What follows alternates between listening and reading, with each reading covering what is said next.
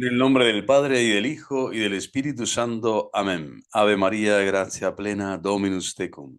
Benedicta tu in mulieribus, et benedictus fructus ventris tui, Iesus. Santa María, Mater Dei, ora pro nobis peccatoribus, nunc et in hora mortis nostre. Amén. Gloria Patri, et Filio, et Spiritui Sancto, sicut erat in principio, et nunc et semper, et in saecula saeculorum. Amén. Bienvenidos a Trono de Dios, Maranatá. Vamos a profundizar hoy en una figura excepcional, una persona que ha incidido en la vida de la Iglesia en esta segunda mitad del siglo XX pasado y todo este inicio del siglo XXI de forma muy especial. Estamos hablando de uno de los iniciadores, el principal iniciador del camino neocatecumenal, que es un movimiento, un camino, como dicen los iniciadores, que se ha extendido por toda la tierra. Están más de 120 países, comunidades cristianas que hacen esta renovación, este camino de renovación de las promesas bautismales y en un camino largo, incisivo, maravilloso, lleno de promesas, de cumplimientos, de luchas, de pruebas, de la satisfacción de seguir a Jesucristo. Y Kiko Argüello es la persona escogida por Dios para que este carisma, aprobado ya por la Iglesia con sus estatutos, la Iglesia Católica lo acoja, lo haga suyo y lo extienda por el mundo, dándole todo su apoyo, toda su bendición y que todas las personas, bautizados o no bautizados, que quieran hacer esta experiencia del camino neocatecumenal, sin duda alguna, se van a encontrar con una base fundamental del cristianismo vivo, un cristianismo pujante, un cristianismo que te invita constantemente a estar activo, a estar en misión, a estar con las puertas del corazón abiertas. Ahora en tiempo pascual sabemos que Cristo abre estas puertas que estaban cerradas en el corazón de los apóstoles para entrar como el resucitado y darnos esa paz que necesitamos para salir después a la misión. Bueno, pues este iniciador, este personaje, Kiko Argüello, esta figura que ya se puede decir es histórica y que ha hecho historia en la vida de la Iglesia, junto con Carmen Hernández y el Padre Mario y tantos que son los primeros que se dejaron capturar, que se acercaron a esta impronta, a este sello del Espíritu Santo que había puesto en su corazón, pues han hecho que se extienda el reino de Dios en este tiempo actual para el hombre contemporáneo de una forma prodigiosa y maravillosa, con muchísimos frutos de santidad por doquier, como le digo, como os digo, en tantos países y lugares del mundo.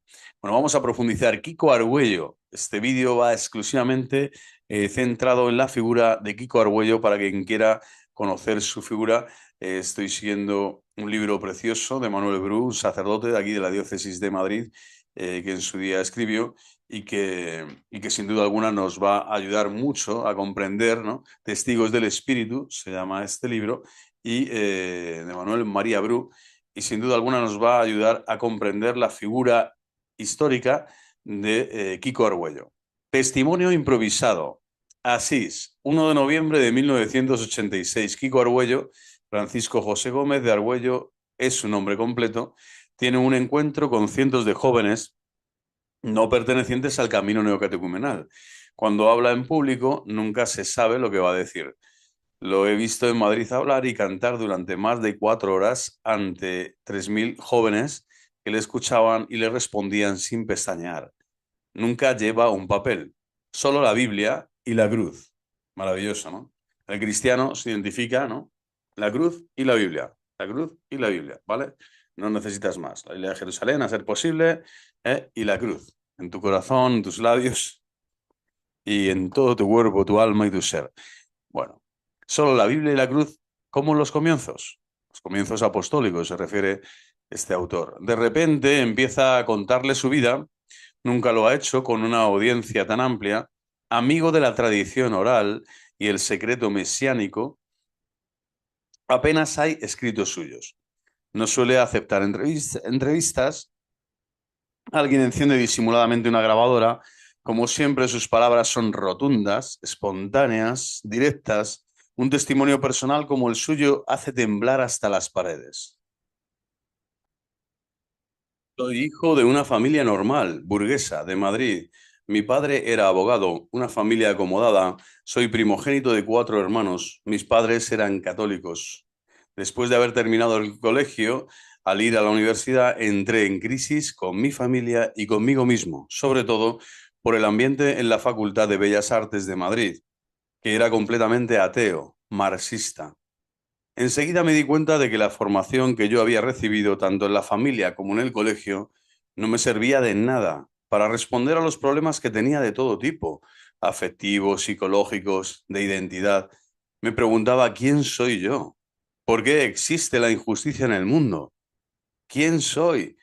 ¿Por qué las guerras? Etcétera. Me fui alejando de la iglesia hasta dejarla totalmente. Había entrado en una profunda crisis buscando el sentido de la vida, de mi vida.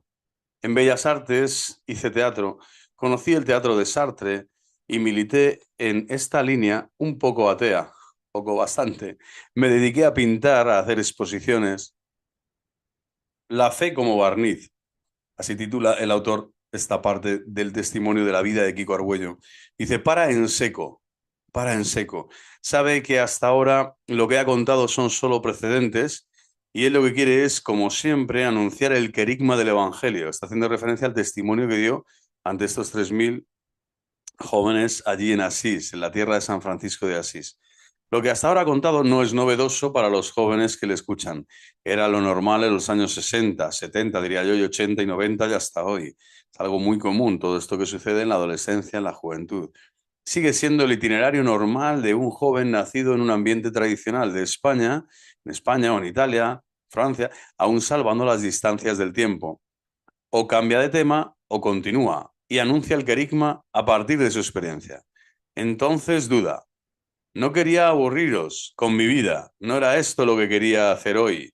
Preferiría hablar de Jesucristo más que de mí, pero quiero daros unas breves pinceladas. Y después se soltó. Las caras de los jóvenes reflejan todo menos aburrimiento. Bien, Dios permitió que yo hiciese una experiencia de ateísmo, o si queréis, una kenosis, un abajamiento en griego, kenosis, un profundo descenso al infierno de mi existencia. Importante, esta experiencia es fundamental, este infierno, ¿no? Al que todos tenemos de algún modo que visitar para después poder realzarnos y resucitar. Veremos. Este descenso al infierno de mi existencia, una existencia sin Dios. No está Dios. En el infierno es eso, es un lugar sin Dios. Dios ha permitido que yo cortase todos los lazos con la trascendencia. Me escandalizaba profundamente de la indiferencia de mucha gente. Todas las personas de mi alrededor eran personas que iban a misa, pero en definitiva su vida no era profundamente cristiana. Desde mi misma familia, en la que mi madre iba a misa todos los días y mi padre era católico, pero el Dios de mi casa era el dinero, el dinero. Menudo examen de conciencia y autocrítica que realiza de su propia existencia y de su propia existencia familiar. La mayoría de las conversaciones en mi casa eran sobre dinero. No estaba Dios en el centro de mi familia, ni en el centro de la mentalidad que se tenía en mi casa. Y eso era lo normal. Lo mismo puedo decir de mis tíos y de todo el ambiente en el que me movía. La religión era un aspecto más, una especie de barniz cultural que al menos a mí no me convencía. Tal vez porque era un pintor, artista y tenía una profunda sensibilidad y un absoluto deseo de coherencia, de verdad. No aceptaba ser un burgués como mis padres, ni vivir una vida así, como supongo que les habrá sucedido también a tantos jóvenes. No es una etapa de la vida siempre, ¿no? Hay que luchar. Ahí está ahí uno en la inconformidad, ¿no? En la crisis. Recuerdo que entonces iba a misa el domingo, dice, y con 15 años, con algunos amigos, estando la iglesia llena, nos quedábamos al fondo. Esto me pasaba a mí también. Era antes del concilio y aguantábamos allí de pie. Íbamos a aquella misa porque no se predicaba, era más breve. Se oía una campanilla y nos poníamos de rodillas. Nos levantábamos y esperábamos a que terminase para poder largarnos. Yo me daba cuenta de que aquella no era una manera de practicar. Aunque parezca extraño, la misa así de mal vivida fue la situación por la que me iba dando cuenta de que tenía que dejarlo. Tenía que buscar otros caminos. Una cosa tenía clara, no podía engañarme a mí mismo. No podía ser un cretino, un estúpido. O creía seriamente en Dios, o si no creía, era mejor dejarlo. Y así es como lo dejé todo. Bajo un cielo de cemento. Así titula este nuevo apartado el autor. Espectacular este episodio que ahora vamos a narrar de Kiko Argüello. Sus confesiones, entre comillas confesiones como las de San Agustín, recuerdan aquello de Bertrand Russell, otro de los referentes míticos de su generación, que decía así: nadie se atreve a confesarlo en voz alta, pero existe en el sustrato más profundo de la persona una infelicidad difusa y quizá difícil de explicar, mientras que la corteza de las ligeras felicidades que celebramos es muy fina y apenas consigue encubrir el miedo, la frustración y los sinsabores. Hasta aquí la cita de Bertrand Russell. A partir de entonces, Kiko busca la respuesta en la filosofía, y más concretamente en la filosofía, ¿no?, como era la moda de aquellos años, en Sartre, Jean-Paul Sartre. Y la respuesta era muy simple: todo es absurdo, Dios no existe. O sea, esta es, ¿no?, esta ligereza intelectual y a priorismo y conclusión fatídica llega Sartre, este filósofo del absurdo completamente absurdo. Entonces intenté, dice él, ser coherente con un tipo de existencialismo, con el absurdo total de la existencia humana. Y comencé a sufrir mucho porque ante mí todo el mundo se convertía en ceniza. Impresionante, esto es parte de la kenosis de Kiko, ¿eh?, de este descenso al infierno. Todo se convertía en ceniza, caduco, ¿no?, transitorio, sin sentido, sin significado profundo. No tenía interés por nada, dice, ni siquiera por pintar. Y tuve la fortuna, o si queréis, la desgracia, de ganar un premio nacional de pintura muy importante en España. Dice, entonces salí en televisión, en los periódicos, me había abierto camino profesionalmente, y esto ya fue la última gota, entre comillas, porque veía que aquello no daba ningún sentido a mi vida.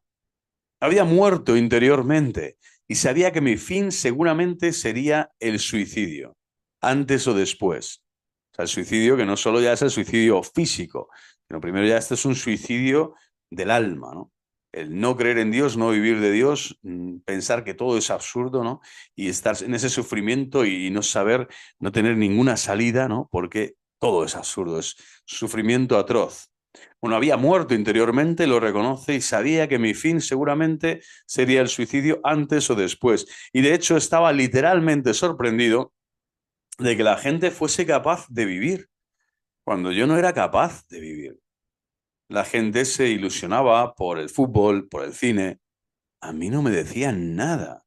El fútbol no me gusta y el cine me parecía estúpido. Vivir cada día significaba todo un sufrimiento. Cada día lo mismo. ¿Para qué levantarme? ¿Quién soy yo? ¿Por qué vivimos? ¿Para qué ganar dinero? ¿Para qué casarme? Y así todo ante mí carecía de sentido, todo se desvanecía. Podría deciros muchas otras cosas, pero acorto para no aburriros.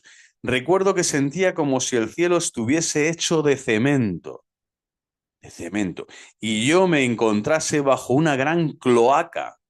Tenía esta imagen, el cielo totalmente cerrado ante mí. Impresionante experiencia espiritual de Kiko Argüello. ¿Por qué vives? Siguiente capítulo al que pasamos a, a bucear, ¿no?, en esta personalidad tan granada, tan intensa, tan fulgurante y apasionante como es la personalidad de Kiko Argüello. ¿Por qué vives? Si no fuese por la inmensidad de depresiones que existen, que solo se reconocen públicamente cuando se dan datos estadísticos, pero que todos conocemos, parecería raro lo que cuenta. Los jóvenes que lo escuchan, en cambio, no muestran ningún gesto de rareza. Todos le comprenden, están a la orden del día y continúan escuchándole. Sigue y continúa Kiko Argüello. Preguntaba a la gente a mi alrededor, perdona un momento, ¿tú sabes por qué vives? Y no sabían ni por qué ni para qué vivían, pero vivían.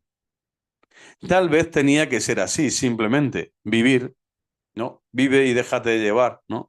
Vive y deja vivir. Uno se levanta, va a clase, come, después se va al cine o llama a un amigo. Benditos los que son capaces de vivir así. Yo no lo era, afirma Kiko. Me refugiaba, escapaba de mí mismo. Se abría un gran abismo dentro de mí. Se abría un gran abismo dentro de mí. Abismo que en el fondo era una llamada profunda de Dios, que me estaba llamando desde el fondo de mí mismo. De profundis clamavit, ¿no? Dice el Salmo. Entonces me ayudó mucho. Entonces me ayudó mucho, por eso leer es siempre bueno, un filósofo que se llama Bergson. Bergson es el filósofo de la intuición. Dice que la intuición es un método de conocimiento superior a la razón. Dice que la intuición es un método de conocimiento superior a la razón. Dios permitió que esta fuese para mí la primera chispa que me iluminase un poco, porque me había dado cuenta de que en el fondo yo era un racionalista, que me estaba destruyendo a mí mismo, porque en el fondo de mí algo no podía aceptar el absurdo de todo lo creado. Esto no lo podía aceptar, no podía aceptar en el fondo de mí el absurdo de todo lo creado, porque soy un pintor y entendía la belleza de la naturaleza, el agua, los árboles, los pájaros, las montañas. Me di cuenta de que para negar que todo tenía un sentido, para negar que Dios existe, se necesitaba tanta fe como para creer que existía. Y yo había dado el paso de aceptar que Dios no existía, pero era una acción racionalista que chocaba con algo dentro de mí. Y entonces me dije, mira que la razón no lo es todo, que en el hombre también está la intuición. Entonces con la intuición llegaba a reconocer que todo tenía un sentido, que existía Dios, que Él sabía por qué existo yo, pero no sabía cómo encontrarlo. Bueno, continúa y prosigue la Biblia por la ventana. Maravilloso, ¿no? Lo que estamos desgranando de la personalidad de Kiko Argüello, en la que todos de algún modo nos podemos ver reflejados. No hay ningún camino existencial de ningún hombre de iglesia, de ningún santo de la iglesia en el que no nos podamos ver reflejados porque somos todos de la misma materia, de la misma pasta. Estamos hechos por Dios nuestro Señor, ¿no? Por el mismo Creador. La Biblia por la ventana. Pero se mantenía aún, según continúa explicándose, escandalizado de un Dios que era la indiferencia de los que creían en él, de un Dios que era la indiferencia de los que creían en él. Se revela entonces ante el ateísmo práctico de cierto cristianismo burgués, en el que se confesaba a Dios con los labios, fariseísmo, mientras que se le negaba en la vida, en las relaciones, en el modo de usar el dinero, en el modo de tratar a los demás. Fijaros, ¿no? Toda esta incoherencia para Kiko Argüello era un antitestimonio vital que tocaba lo más profundo de su ser. No podía, ¿no? El Evangelio, la existencia de Dios, es una radical llamada a la coherencia, ¿no? Que te toca absolutamente todo, cuerpo, alma, ser, mente, ¿no? Espíritu, dones, bienes, talentos, bienes naturales, bienes sobrenaturales, todo tu ser tiene que estar impregnado de la gracia del Espíritu Santo, que es, comienza todo, se inicia en la fe que Dios nos regala cuando nos abrimos a esta experiencia, ¿no? De su amor. Bueno, pues impresionante. Kiko ya está anunciando que esta confesión de Dios no puede entrañar, acomodarse o petrificarse o esconderse en una especie de ateísmo práctico, de cierto cristianismo burgués.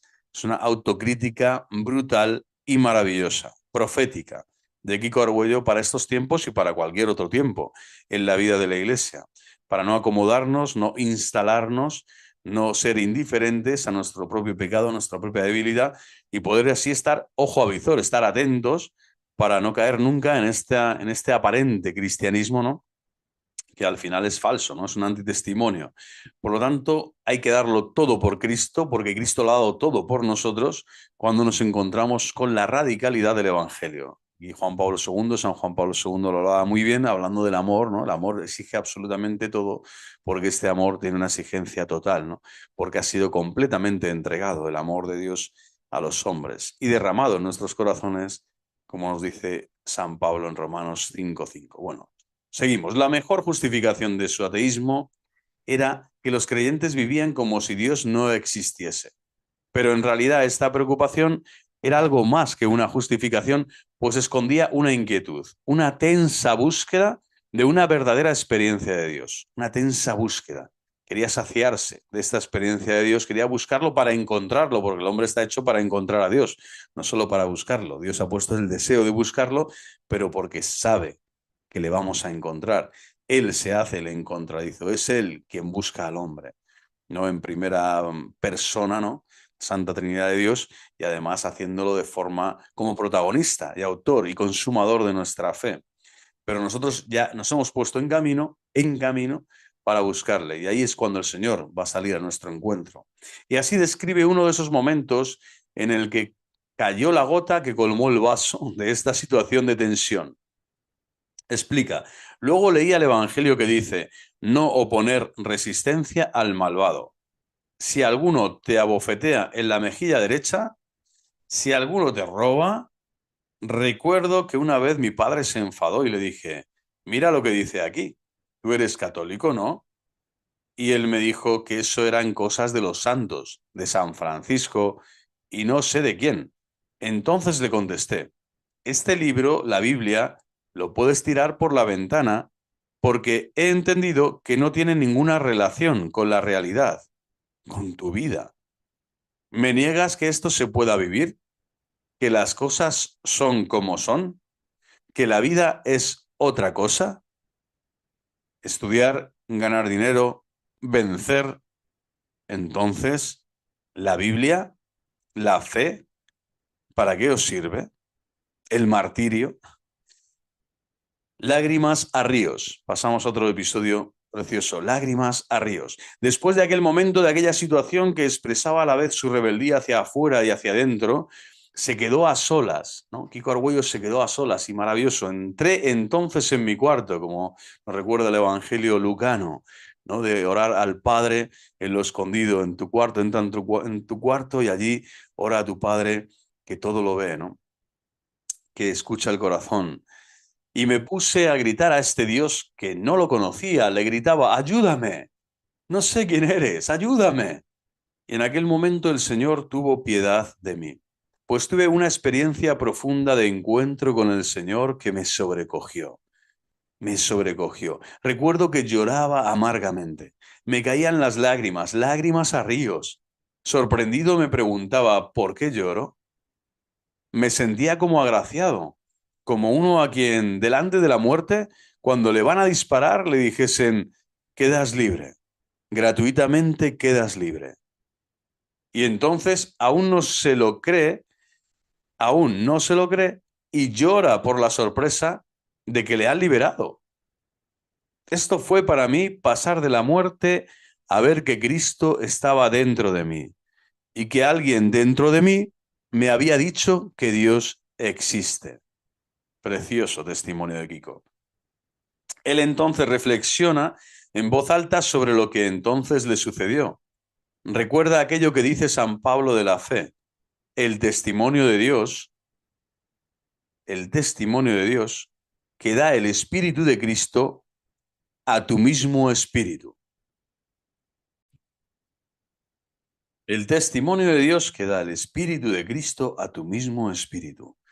Ahí está, ¿no? Un proceso psicológico, afectivo, espiritual, de conciencia, ¿no? De saber tomar pulso a tu propia existencia, a tu propia vida, en donde nadie te tiene que decir nada. Dios te está hablando a ti, en lo más profundo del corazón. Dios te está anunciando la buena noticia, Dios te está restaurando, te está sanando, te está reparando, te está redimiendo, te está liberando.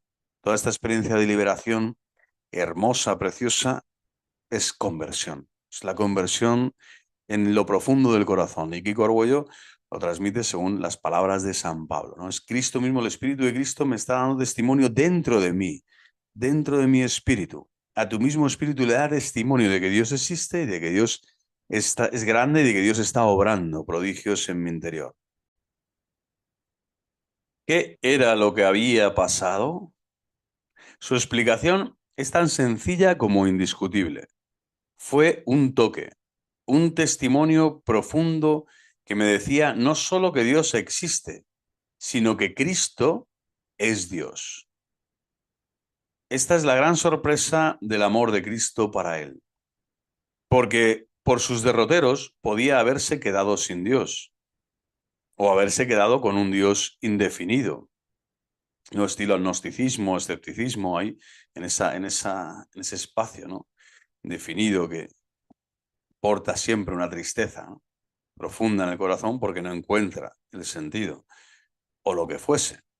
Pero lo que le cautivó para siempre fue encontrarse con Cristo vivo dentro de él, el Cristo de la Iglesia, que él siempre había criticado, que predicaban aquellos curas que él siempre había considerado como gente inculta, de otra galaxia, que llevaban un parche en los ojos y no se enteraban del mundo en el que vivían. Y eso que el siguiente encuentro con ellos no fue de lo más afortunado. Todo un diálogo de sordos, o de sordo, entre comillas. Dice, de hecho me presenté a un sacerdote y le dije que quería hacerme cristiano. Y él me dijo, ¿cómo? ¿Es que no estás bautizado? Sí, estoy bautizado. Le contesté. Entonces, ¿qué quieres? ¿Hiciste la primera comunión? Sí, pero mira que yo... Ah, ¿que quieres confesarte? Mm, no me entendía, no me entendía. Pero yo sabía que lo que quería era hacerme cristiano. Y para eso, ir a confesarme un día y ya está. Yo sabía que hacerse cristiano tenía que ser algo muy serio. Así es como por fin hice cursillos de cristiandad, una iniciativa que surgió en España por aquellos años, con maravillosos frutos de evangelización, y me ayudó. Comencé una verdadera búsqueda del Señor.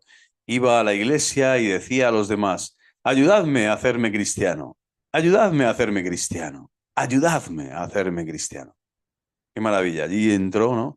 Kiko Argüello comenzó su periplo en la vida de la iglesia ya con un corazón nuevo, pero que necesitaba toda esa formación y toda esa efusión del Espíritu Santo, aún para ir después desplegando los dones y los talentos que Dios tenía previstos para él en su plan, en su designio salvífico, en su plan concreto y personalizado de salvación para él y para muchos, porque el carisma ya estaba naciendo, había nacido ya aquí, en esta historia concreta de Kiko Argüello, en ese Madrid, en ese ateísmo, en esa universidad, ¿no? En esa confrontación con la sociedad y la cultura de este momento y en ese abismo que habíamos experimentado, ese infierno de vivir tanto tiempo sin Dios, de espaldas a Dios, en ese existencialismo ateo, y después por fin encontrar esas centellas, esas luces, esas primeras chispas del amor divino a través de la filosofía, después a través de una experiencia de profundo encuentro de oración con Cristo vivo, con Cristo resucitado. Por fin ya entra de nuevo en las puertas, ¿no? Eh, quiere entrar en la iglesia, pero quiere que le ayuden a hacerse cristiano porque él no sabe cómo hacerlo, ¿no? Y Cursillos de Cristiandad le da la bienvenida y de aquí parte este carisma precioso, ¿no? Del arte sacro a los pobres. Según José Luis Díez Moreno, llegó entonces a participar en la Escuela de Profesores de Cursillos de Cristiandad de Madrid. Inquieto, entusiasta, con su enorme personalidad, terminó sus estudios en Bellas Artes y con otros alumnos en torno al padre José Manuel de Aguilar, un dominico de gran cultura, pionero en el arte sacro. Se empezó a crear un grupo de artistas al servicio de la renovación litúrgica del Concilio Vaticano II. La iniciativa no llegó a cuajar y Kiko además empezaba a ver otros derroteros en su vocación. Así se lo explicaba a los jóvenes. Después mi pintura cambió. Mi pintura cambió. Comencé a pintar arte religioso. Algunos conocéis mis iconos. Al poco tiempo fundamos un grupo de artistas, un movimiento de renovación del arte sacro para hacer las iglesias más hermosas. Arquitectos, escultores, pintores, nos pusimos a reconstruir la iglesia, un poco como empezó San Francisco de Asís en su tiempo, los hermanos franciscanos, pero en un cierto momento me di cuenta de que no servía nada o de nada reconstruir la iglesia exteriormente. Quedando tanta gente como yo, me había encontrado en una terrible situación, ¿no? Lo que le importaba, el Espíritu Santo sopla siempre para que sea el hombre, el sujeto, ¿no? Y el objeto de la predicación es lo más importante, es la persona humana, no los esvotos, no los templos de piedra, vamos a decir. Entonces, este templo es el que sí que hay que embellecer, reedificar, restaurar todo lo posible, que es el alma, ¿no? Cincelada por Dios, que busca a Dios y que no lo encuentra, que está viviendo en ese ateísmo, que está perdida, que está extraviada, para que vuelva, ¿no? Y Kiko así lo dice, ¿no? Es una terrible situación vivir esto, ¿no? En la vida, vivir sin Cristo, vivir sin la fe, vivir sin el amor de Dios. No sabiendo entonces dónde más encontrar al Señor, se dio cuenta de que existe un lugar, una situación en la que siempre está el Señor.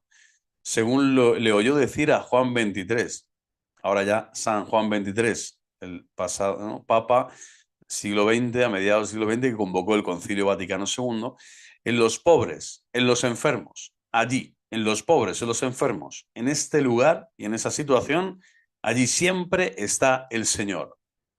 Allí siempre está el Señor. Y esto se le quedó fijado, ¿no? A fuego, se quedó sellado, tatuado a fuego en el corazón a Kiko Argüello. El Señor me permitió encontrar a una persona que sufría. Entonces lo dejé todo y a todos. También mi prometedora carrera de pintor. Me fui a vivir a las chabolas. En Charles de Foucault encontré la fórmula para vivir: una imagen de San Francisco, una Biblia, que sigo llevando conmigo, porque la leo todos los días, y una guitarra. Entre las chabolas hechas con cartones, muy parecidas a las de Brasil, las favelas famosas, encontré una barraca que servía para los perros vagabundos y me metí allí, donde los perros vagabundos comenzó probablemente el carisma que más frutos de santidad está generando en la vida de la iglesia hoy por hoy. Impresionante cómo el Señor actúa. Era algo gracioso estar allí con los perros que de repente se encontraron con un nuevo huésped en su perrera, que era yo. ¿Pero qué hacía allí y en esas condiciones? Kiko no había ido a Palomeras Altas, en los suburbios de Madrid, por la zona de Vallecas, a enseñar a la gente a leer ni a predicarles el Evangelio. Había ido a encontrar a Jesucristo. Quería iniciar verdaderamente una nueva etapa en su vida y Dios no lo abandonó. Tenía un claro proyecto sobre él.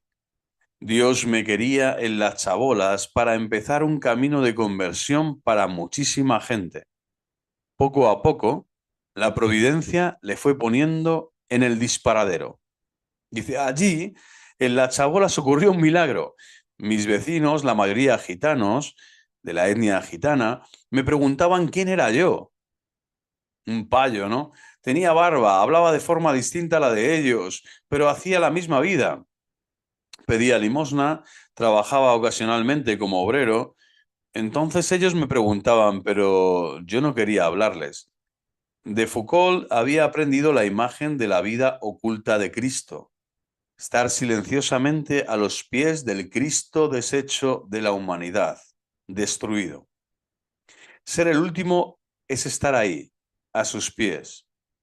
Pero el Señor empezó a llevarme en primer lugar a dos chicos perseguidos por la policía por vender droga, y después a un indigente borracho. Al poco tiempo éramos un grupo de 17 personas que en mi chabola de 3 metros cuadrados, ¿no? Éramos lleno total. Allí me encontré con la sorpresa de que tenía que hablarles, darles una razón de mi fe. A delincuentes, ¿no? A prófugos, a personas como tú y yo, traidores tantas veces, ¿no? A Jesucristo. Siempre seremos los últimos, ¿no? Y los últimos son todos los cristianos, todos los bautizados. Y los últimos, dice el Señor, serán los primeros. Es decir, ahí es donde tienes que estar siempre. El último lugar, el último lugar. Pedírselo al Señor.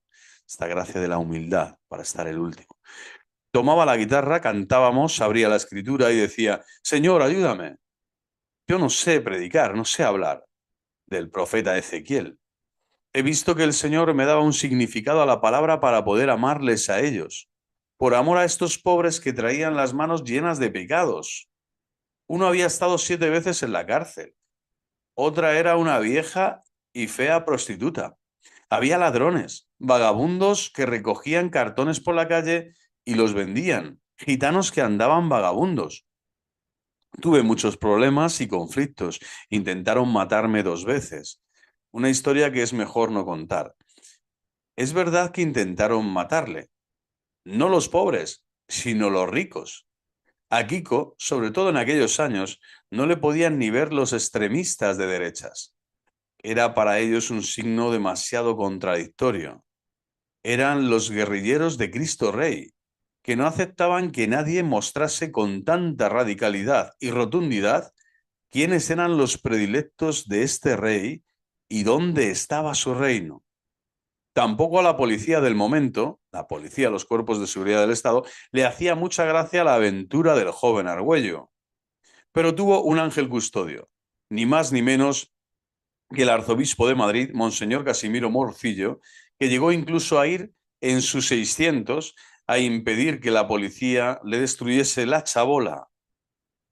Lo recibía siempre en palacio. Dicen que cuando aquel joven con largas barbas y Biblia bajo el brazo salía de su despacho, don Casimiro decía, yo creo en este hombre. Fue también su embajador en Roma, pero esa es ya también otra historia. Volvamos a Palomeras Altas, en Vallecas, un barrio de la periferia de Madrid. Matarse a bastonazos. Nuevo capítulo. Kiko trataba de encontrar un lenguaje sencillo con el que dar la síntesis del Evangelio. Los gitanos tienen una mentalidad muy práctica y muy difícil. Conocía solamente la forma de predicar de los cursillos de cristiandad, dar testimonio, hablar de cómo el Señor está en tu vida, pero cuando trataba de hablarles a ellos, a la cuarta palabra abstracta se le espantaban, salían disparados, no querían volver a oírle. Se decía, seguro que los apóstoles no predican así. Cuenta una anécdota bastante ilustrativa del peculiar magisterio que el Espíritu Santo tenía con él, magisterio que el Espíritu Santo tenía con él para que aprendiese la pedagogía de Dios con los pobres. Un día, el jefe de un clan de gitanos, esta es la anécdota, ¿no?, que expresa Kiko para decir cómo el Señor actúa, ¿no? Y te invita a cambiar tus modelos, tus métodos, tus estrategias, ¿no?, de evangelización, porque a estas personas se les llega de este modo que el Señor te tiene que enseñar. Él va a ser tu maestro, el magisterio del Espíritu Santo. El maestro es Dios y nos enseña a través de la historia de los otros, de los pecadores, de la propia realidad, ¿no?, que te circunda. Bueno, llega este jefe del clan de los gitanos que estaba en lucha con otro clan y que venía mucho a verme para pedirme la guitarra. Me preguntó qué decía la Biblia sobre los enemigos. Me contó que tras un enfrentamiento entre los dos clanes, él había golpeado a la madre del jefe de otro en la cabeza y que le tuvieron que dar 15 puntos, o sea, para haberla matado. Como entre ellos rige la ley del talión, ¿no? Ojo por ojo, diente por diente, pasados 2 años había llegado el otro con deseos de venganza. Como en ese periodo la relación entre los dos clanes estaba en calma, decidieron ambos jefes encontrarse solos y pelearse a bastonazos hasta hacerse sangrar. Mi joven amigo estaba muy preocupado. Yo abrí la escritura y le leí el Sermón de la Montaña. donde se invita a no poner resistencia al mal. Entonces, ¿debo dejar que me mate a bastonazos? Le di el otro único libro que yo llevaba conmigo, Las florecillas de San Francisco. Lo leía y venía todas las tardes a comentármelo. Hemos rezado juntos para buscar una salida para que pudiese salvar la vida sin necesidad de matar al otro. La única solución era ir sin el bastón en son de paz. El día de la lucha se presentaron antes a mí con el bastón. Al final lo convencí y fue sin él. Yo me puse de rodillas a rezar el rosario para que la Virgen María salvase la vida de aquel chico. El tiempo pasaba. Las 2, las 3 de la madrugada, pensé que había muerto. Cuando lo vi llegar. Al verlo sin el bastón, su adversario decidió resolver la disputa económicamente. Mi amigo debió pagarle un tanto. Se llama José Agudo, ahora está en el camino y tiene 13 hijos. Qué maravilla, testimonio, no, impresionante. Resucitó, nuevo capítulo o episodio de esta reseña histórica, ¿no? De la personalidad de Kiko Argüello. Resucitó. Un día José le llevó a hablar a su tribu, entre comillas, a su clan. Fue una cueva, era una cueva enorme, cueva, llena de gitanos. José le dijo, háblales. Y él no sabía qué decirles, no sabía por dónde empezar. Así que empezó por el principio y se puso a hablarles de Adán y Eva. De repente la madre de José Agudo se levantó y dijo, yo sé que en el cielo hay una mano potente, que es Dios, pero lo de la otra vida, lo del infierno, todas esas cosas de los curas, yo lo único que sé es que mi padre murió y no ha vuelto a casa. Cuando yo vea a un muerto volver del cementerio, te creeré. No, esto era como una losa, ¿no? Más directa, más fuerte, más práctica. La duda, la inquietud de esta mujer de etnia gitana no puede ser, ¿no? Y lógica, una lógica, ¿no? Natural. Bueno, se levantaron todos y se fueron. No. Y yo me quedé allí, bloqueado, atontado, dice Kiko. Se quedó sin palabras, sin saber qué hacer. Aquella mujer, sin embargo, sin quererlo, me había dado la clave, la llave, diríamos, ¿no? Para abrir después el carisma del camino, porque me había dicho que estaba dispuesta a escucharme cuando yo hubiese encontrado un hombre que hubiese salido del cementerio, del sepulcro. Y efectivamente, buscando en la predicación primitiva y en los hechos de los apóstoles, se encuentra el testimonio de un pagano de nombre Festo, que le dice a Agripa que había un prisionero que era San Pablo, que decía cosas muy interesantes. Festo hablaba a menudo con Pablo, pero la única cosa que había entendido y se lo decía a Agripa era esto. Hay un prisionero que habla de un muerto, que él dice que ha muerto, pero que vive, que ha vuelto de la muerte, que ha vencido a la muerte. De toda la predicación de San Pablo, Festo, este hombre pagano, recordaba solo esto. Os cuento esto para deciros en dos pinceladas cómo el Señor me ha hecho ir entrando en este querigma, en este modo de anunciar la salvación, de dar el núcleo central. Ciertamente es así. Kiko ha recibido una gracia especial, un carisma especial, una gracia de Dios. Esto es un carisma especial.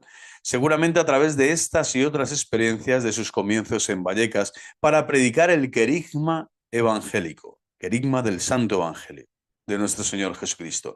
Yo diría más bien para provocar la conversión a través del querigma evangélico.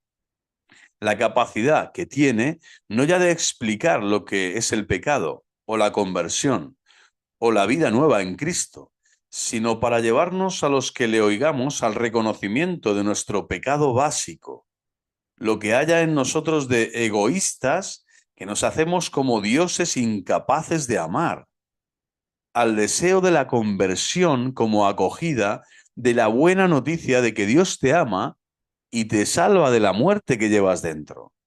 Dios te ama y te salva de la muerte que llevas dentro. Impresionante. o a empezar una vida nueva, que es dejarse amar por Dios y entrar en el canto de la naturaleza que dice que Cristo ha muerto por ti. El canto sobrenatural de la gracia de Dios. Cristo ha muerto por ti. Las nubes se deshacen para darnos el agua como agua que esparce y muere para saciar nuestra sed, y la sal como sal que se dispersa para salar. Y en toda la naturaleza está impresa esta revelación, que amar significa darse, darse al otro, morir a sí mismo, la donación total de sí mismo, morir a mi yo.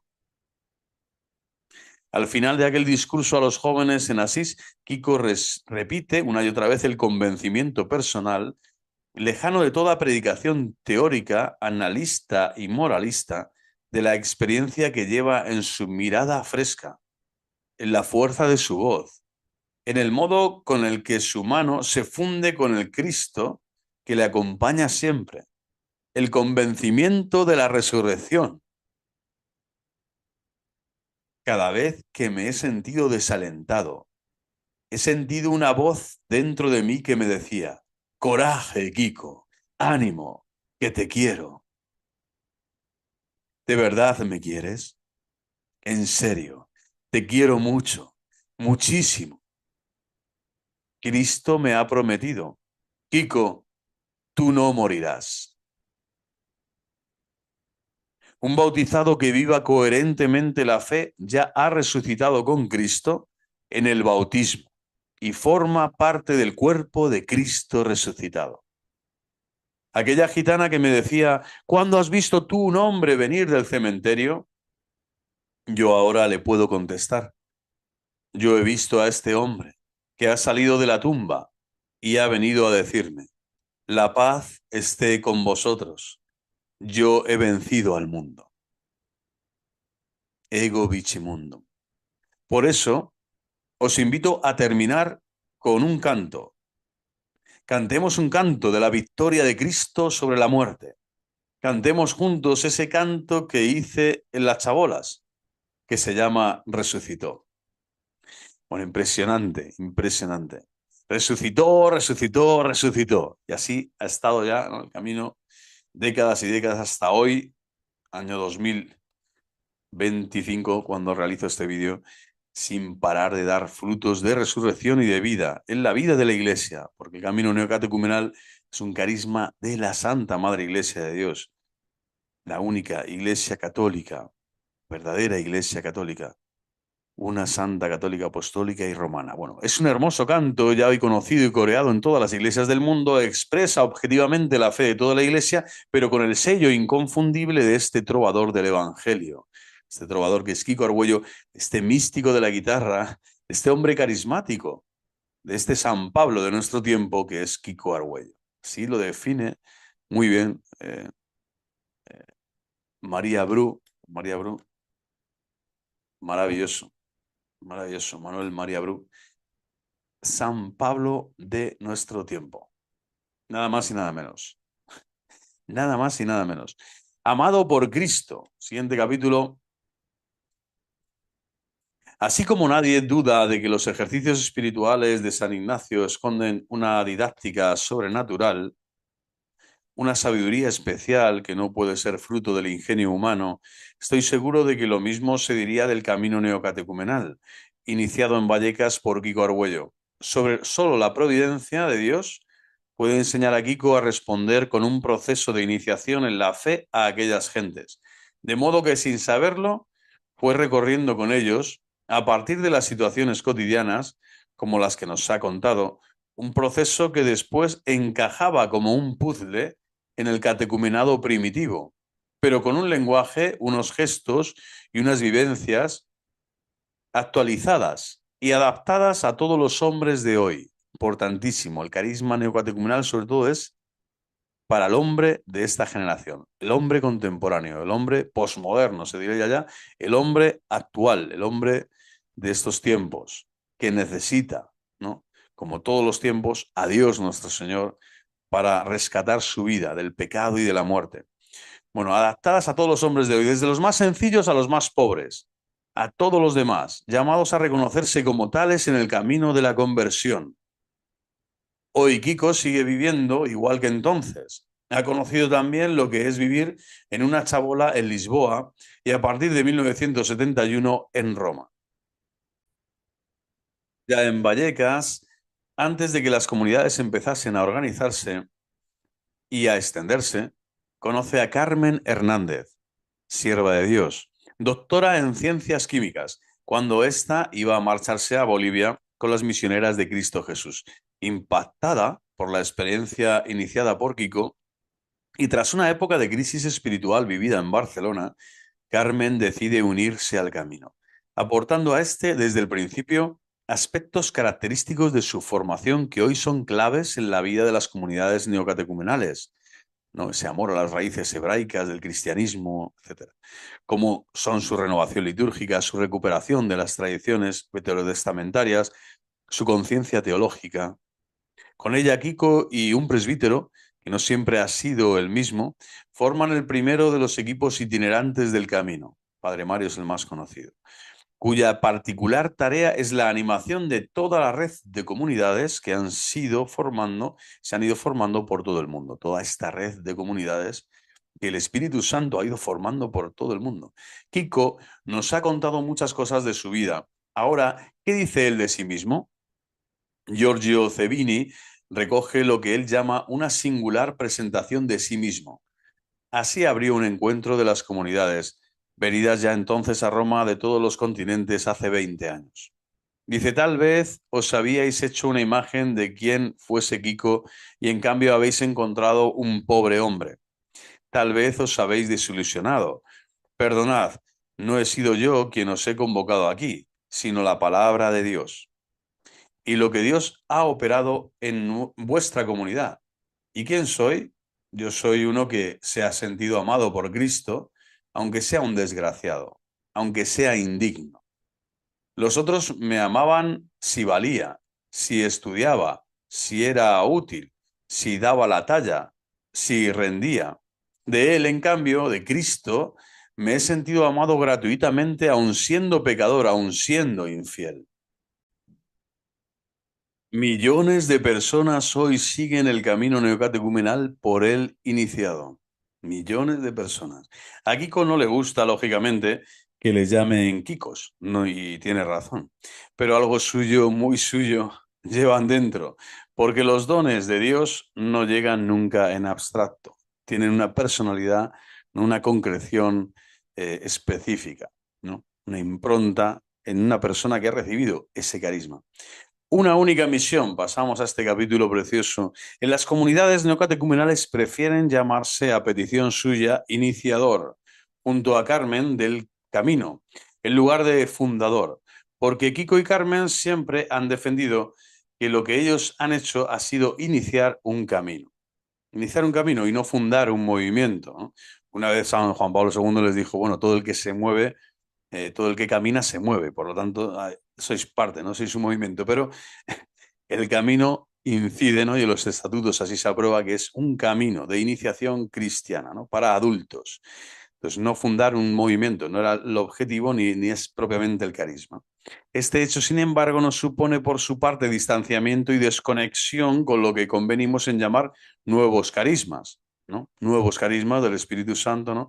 Que ha concedido la Iglesia después, ¿no? Este soplo del Espíritu Santo que fue el Concilio Vaticano II, sino que en el reconocimiento de la enorme diferencia de cada una de estas realidades emergentes en la vida de la Iglesia, Kiko reconoce una única acción del Espíritu Santo para una única misión de la Iglesia. Él dice así, somos testigos de una única realidad que está sucediendo.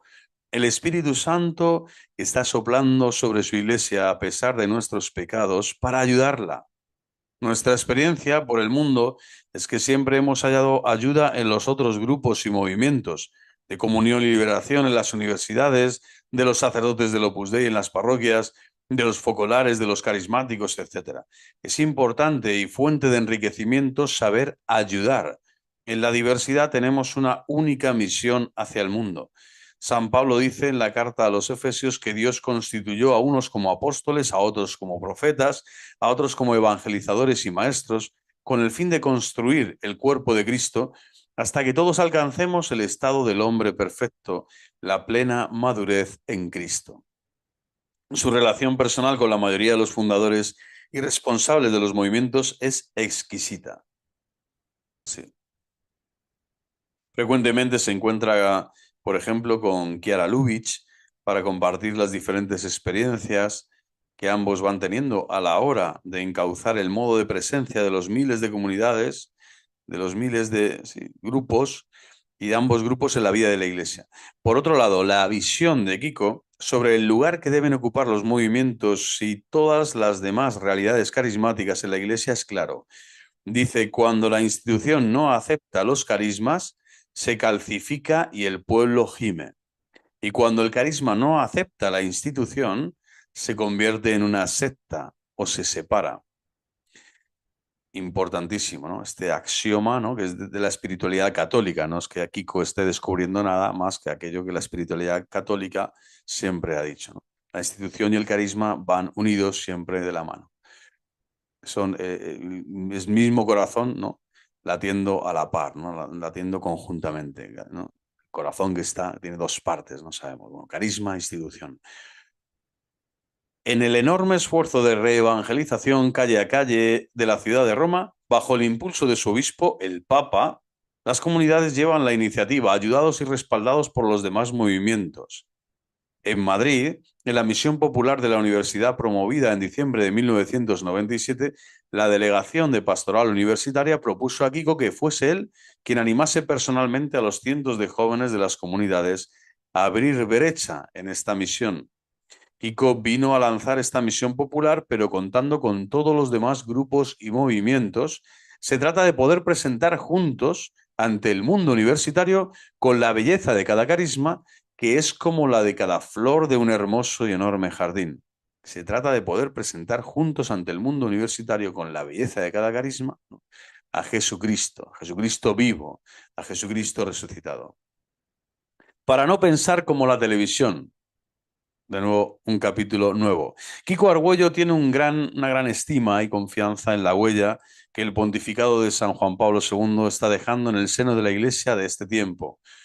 Dios le ha dado un amor y unas fuerzas enormes y está ilusionadísimo.